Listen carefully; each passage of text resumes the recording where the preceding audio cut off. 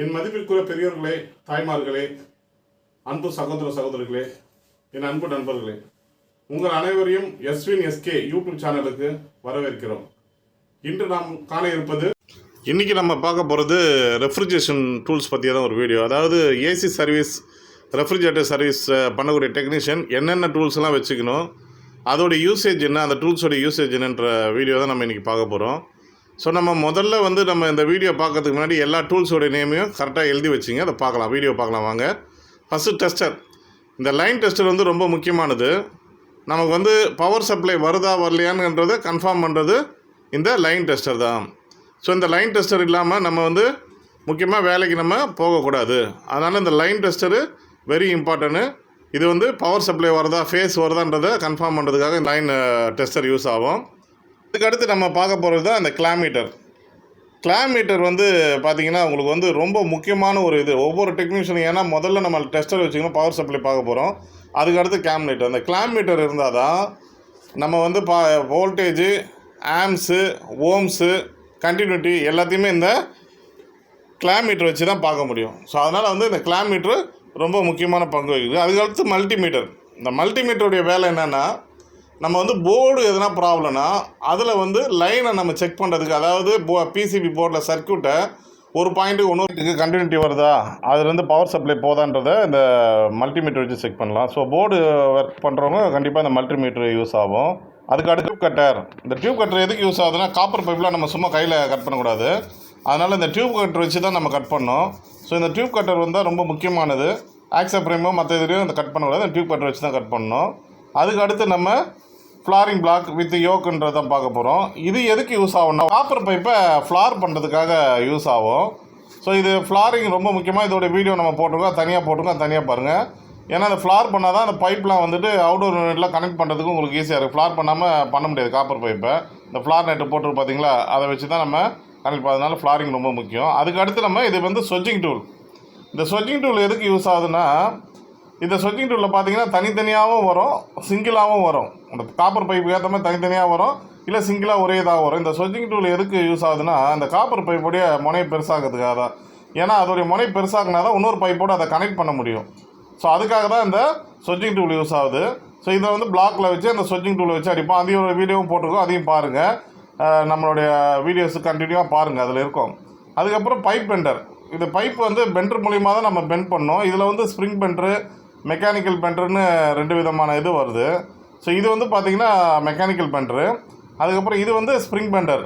Spring பெண்டரில் inner spring bender, outer spring bender வருது. இதை நம்ம பைப்பை பெண்ட் பண்ணுறதுக்காக யூஸ் ஆகும். உங்களுக்கு கையிலெல்லாம் பைப்பை பெண்ட் பண்ணக்கூடாது, இந்த பெண்டர் வச்சு தான் நம்ம பெண்ட் பண்ணோம். அதுக்கடுத்து இது ரீமர்.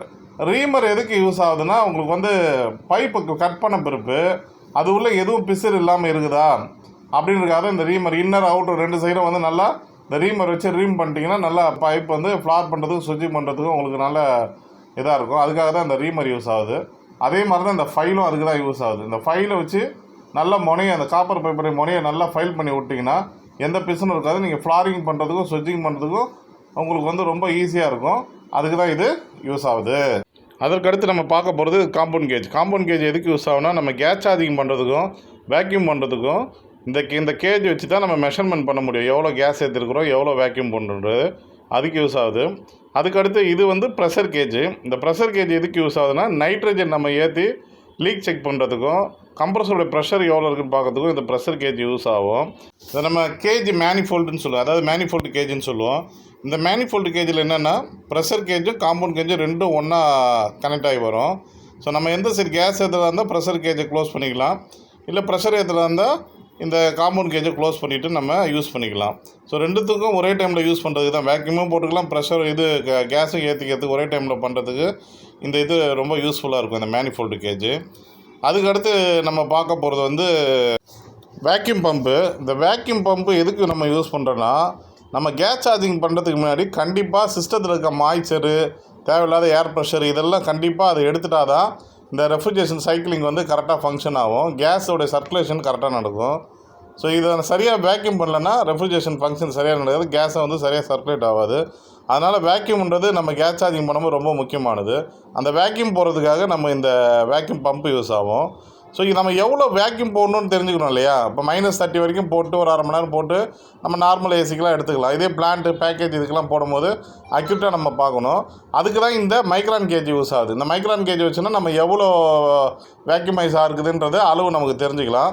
ஸோ அதுக்கேற்ற மாதிரி வேக்யூம் போட்டு நம்ம இந்த மைக்ரான் கேஜை யூஸ் பண்ணிக்கலாம். ஸோ இது வந்து அடாப்டரு. இது எதுக்கு யூஸ் ஆகும்னா, நார்மலாக நம்ம ஸ்பிட் ஏசி அவுடோர்லாம் அந்த நம்ம ஓஸ் போடுறது வந்து குவார்ட்டர் சைஸ் வரும். ஸோ அதுக்கு தான் நம்ம அந்த வந்து அதில் போடுற மாதிரி தான் ஓஸ் இருக்கும். நம்ம குவார்ட்டர் சைஸ் தான் போடுற மாதிரி ஓஸ் இருக்கும். ஸோ 410 R32 ரெஃப்ரிஜரண்ட் யூஸ் பண்ணுற அவுடோரெல்லாம் வந்து அடாப்டர் வந்து 516 இது கொடுத்துருவாங்க. அந்த ஓஸ் போட முடியாது, 516 சைஸ் தான் போட முடியும். அதுக்காக நம்ம இந்த அடாப்டர் வாங்கி யூஸ் பண்ணிவிட்டு அதில் போட்டுட்டு நம்ம இந்த குவார்ட்டர் ஓஸே நம்ம யூஸ் பண்ணிக்கலாம், நார்மலாக யூஸ் பண்ணிக்கலாம். இல்லை உங்கள்கிட்ட வந்து 410 ஓஸு கேஸே இந்த 516 ஓஸே இருந்துச்சுன்னா நீங்கள் டேரெக்டாக கூட அதை போட்டுக்கலாம். அந்த ஓஸ் இல்லாத பட்சத்தில் இந்த அடாப்டர் போட்டு அதில் வந்து நார்மல் ஓஸை போட்டு இதை யூஸ் பண்ணிக்கலாம். அதுக்கு தான் இந்த அடாப்டர் யூஸ் ஆகுது. அதுக்கடுத்து கேஸ் சிலிண்டரு. நம்ம நார்மலாக வந்து ஸ்பிட் ஏசியில் வந்து R32, R22, 410 கேஸு தனித்தனியாக நம்ம யூஸ் பண்ணுவோம். ஸோ அதனால் ஒன்றுக்கும் என்ன பண்ணணும்னா நம்ம தனித்தனி கேஸ் சிலிண்டர் வாங்கி வச்சுக்கணும். கேஸ் சார்ஜிங் பண்ணுறதுக்கு இந்த கேஸ் சிலிண்டர் ரொம்ப முக்கியம். தனித்தனியாக வாங்கி வச்சுக்கிட்டிங்கன்னா உங்களுக்கு ரொம்ப யூஸ்ஃபுல்லாக இருக்கும். அப்புறம் இந்த வெயிட் மிஷின் எதுக்காக நம்ம வாங்குகிறோன்னா, கேஸ் ஏற்றும் போது எவ்வளோ ஏற்றி தான் போட்டு தான் நம்ம எவ்வளோ கேஸ் உள்ளே ஏறி இருக்கோம், எவ்வளோ, அதாவது எல்லா கேஸ்லையும் மென்ஷன் பண்ணியிருப்பாங்க 1 கிலோ 1.5 கிலோ அவ்வளோ போடணும்னு சொல்லிட்டு. ஸோ அதுக்கேற்ற மாதிரி செட் பண்ணி ஏற்றிட்டோன்னா அக்யூரேட்டாக நம்ம ஏற்றிக்கலாம். அதுக்காக தான் இந்த வெயிட் மிஷின் நம்ம வாங்கி வைக்கணும். அதுக்கடுத்து இந்த நைட்ரஜன் சிலிண்டரு எதுக்கு யூஸ் ஆகுதுன்னா, நம்ம கேஸ் லீக் பார்க்குறதுக்கு நைட்ரஜன் வச்சு பார்த்திங்கன்னா ரொம்ப கிளியராக வந்து கேஸ் லீக்கு தெரியும், எங்கே காயில் லீக் இருக்குதுன்னு சொல்லிட்டு. அதே நேரத்தில் வந்து உள்ளே மாய்ச்சர் போகாது. இதே நீங்கள் வந்து ஒரு கம்ப்ரஸர் வச்சு ப்ரெஷர் ஏற்றி லீக் செக் பண்ணிங்கன்னா உள்ளே மாய்ச்சர் போயிடும். அப்புறம் அதை ரிமூவ் பண்ணுறதுக்கு ரொம்ப நேரம் வேக்யூம் போட வேண்டியது இருக்கும். ஸோ இந்த நைட்ரஜன் வச்சு நம்ம ஏற்றணுன்னா நம்ம லீக்கும் கிளியராக தெரியும். நம்ம வந்து இந்த மாய்ச்சரும் வந்து உங்களுக்கு வந்து அப்சர்வ் பண்ணிவிட்டு எதுவும் பிரச்சனை இருக்காது இந்த மாய்ச்சர்னால். அதனால் கண்டிப்பாக இந்த நைட்ரஜன் சிலிண்டர் ஒன்று வாங்கி வச்சுக்கிட்டா லீக் செக் பண்ணுறதுக்கு ரொம்ப யூஸ்ஃபுல்லாக இருக்கும். இது வால்வு கீன்னு சொல்லுவோம். இது வந்து நைட்ரஜன் சிலிண்டரு இல்லை மற்ற சிலிண்டர், ஆக்சிஜன் சிலிண்டர் இதெல்லாம் ஓப்பன் பண்ணுறதுக்கு இந்த வால்வு கீ வந்து யூஸ்ஃபுல்லாக இருக்கும். அதே நேரத்தில் வந்து நம்ம கேஸ் சிலிண்டர் கூட ஓப்பன் பண்ணுறது கூட இந்த வால்வு கீ யூஸ்ஃபுல்லாக இருக்கும். அதுக்கு அடுத்து நம்ம ஆலன் கீ பார்க்குறோம். இந்த ஆலன் கீ எதுக்குன்னா, நம்ம ஸ்பிட் ஏசியில் அவுடோர் யூனிட்டோட வால்வு ஓப்பன் பண்ணுறதுக்காக யூஸ் ஆகும்.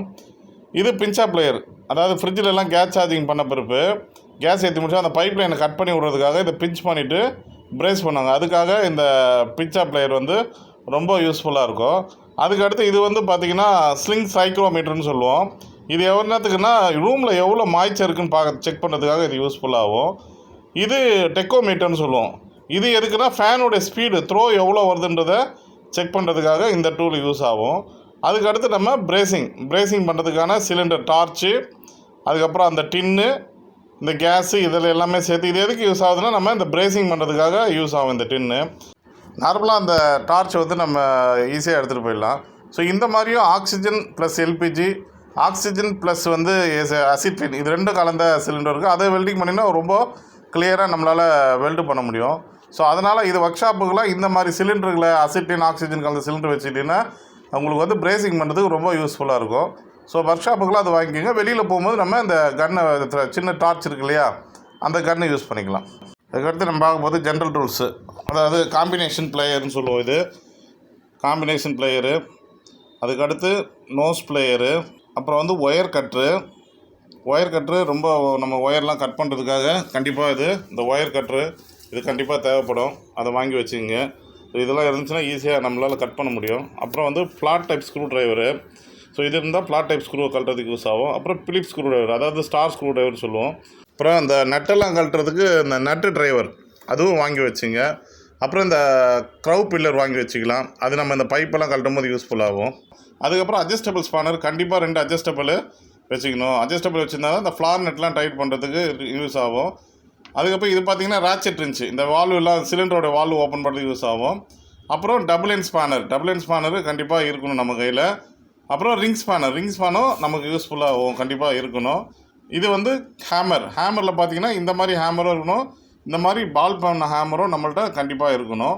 அப்புறம் முக்கியமானது ஏசிலாம் மாட்டுறதுக்கு கண்டிப்பாக தேவைப்படுகிட்டே இன்ச்சி டேப்பு, அது கண்டிப்பாக இருக்கணும். அப்புறம் ஸ்பிட் லெவலர், இன்டோர் மாட்டும் போது நம்ம லெவல் கரெக்டாக இருக்கிற பக்கத்தில் ஸ்பிட் லெவலர் யூஸ் ஆகும். அதுக்கப்புறம் ட்ரில்லிங் மிஷின்லேயே சாதா ட்ரில்லிங் மிஷினும் இருக்கணும், ஹேமரிங் ட்ரில்லிங் மிஷினாக இருந்தால் தான் ரெண்டுமே நமக்கு யூஸ்ஃபுல்லாகும். ஸோ அதுக்கு தேவையான பிட்டெல்லாம் நம்ம கரெக்டாக வச்சுக்கணும். நம்ம இந்த மாதிரி பிட்டு லாங் சைஸ் பிட்டு, ஷார்ட் சைஸ் பிட்டு, அப்புறம் வந்து சாதா பிட்டு, வுட்டில் போகிற பிட்டு, இதெல்லாம் கண்டிப்பாக நம்ம வாங்கி வச்சுக்கிட்டா தான் நம்ம ட்ரில்லிங் பண்ணும்போது ரொம்ப யூஸ்ஃபுல்லாக, இன்ஸ்டாலேஷன் பண்ணும்போது யூஸ் ஆகும். அதுக்கப்புறம் ஏசி சர்வீஸ் பண்ணுறதுக்கு நமக்கு இந்த மாதிரி ப்ளோயர் வாங்கி வச்சுக்கணும். கண்டிப்பாக ப்ளோயரு, இந்த மாதிரி வந்து வாட்டர் பம்ப்பு, இதெல்லாம் நம்ம அந்த பம்ப்லாம் வாங்கி வச்சிங்கன்னா இன்டோர்லாம் நம்ம சர்வீஸ் பண்ணும்போது ரொம்ப யூஸ்ஃபுல்லாக இருக்கும் இந்த வாட்டர் பம்பு. ஸோ இந்த பேகும் வாங்கி வச்சுங்க. இந்த பேக் இருந்தால் தான் இன்டோரில் மாட்டிட்டு நம்ம இந்த வாட்டர் பம்பு மூலிமா சர்வீஸ் பண்ண முடியும்.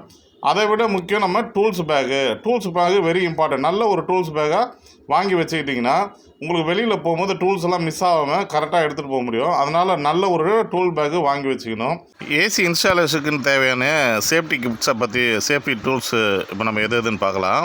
கண்டிப்பாக கை க்ளவுஸ் வாங்கி வச்சுக்கணும். வேலை செய்யும்போது க்ளவுஸ் போட்டிங்கன்னா உங்களுக்கு வந்து கைக்கு எதுவும் டேமேஜ் ஆகாமல் யூஸ்ஃபுல்லாக நம்ம பார்த்துக்க முடியும். அப்புறம் வந்து காகுல்ஸ், அதாவது கிளாஸ், இன்டோர் யூனிட் நம்ம மாட்டும் போது செவுர்லாம் உடைப்போம். அந்த டைமுக்கு இந்த கிளாஸ் வந்து போட்டிருந்தா கண்ணுக்கு எதுவும் பாதிப்பாது. அதுக்கப்புறம் ஹெல்மெட் வியர் பண்ணிக்கணும். கண்டிப்பாக ஹெல்மெட் வியர் பண்ணிக்கணும். இந்த ஷூவும் போட்டுக்கணும்.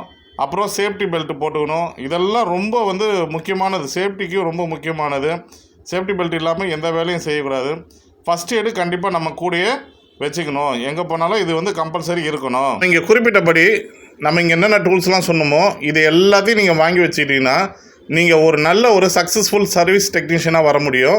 நல்லா வந்து ஒர்க்கை வந்து நம்மளால் கரெக்டாக நாங்கள் செய்ய முடியும், அக்யூரேட்டாக செய்ய முடியும். ஸோ டூல்ஸ் தான் நம்ம வந்து ஒரு டெக்னீஷியனுக்கு ரொம்ப முக்கியமானது.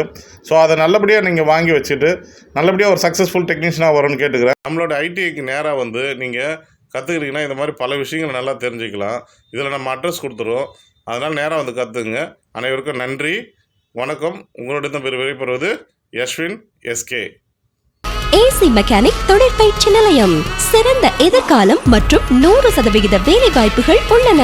ஏர் கண்டிஷனர் துறையில் குறைந்த கால ஏசி மெக்கானிக் வல்லுநர் பயிற்சி, குறைந்த கட்டணம், சிறந்த பயிற்சி, நேரடி செயல்முறை பயிற்சி, வயது வரம்பு இல்லை. கல்வி தகுதி 8ஆம் வகுப்பு மற்றும் அதற்கு மேல், பகுதி நேரம் மற்றும் வார இறுதி வகுப்பு. 1,00,000க்கும் மேலான வேலை வாய்ப்புகள். எங்களிடம் வாருங்கள், சிறந்த பயிற்சி பெற்று செல்லுங்கள். மேலும் விவரங்கள்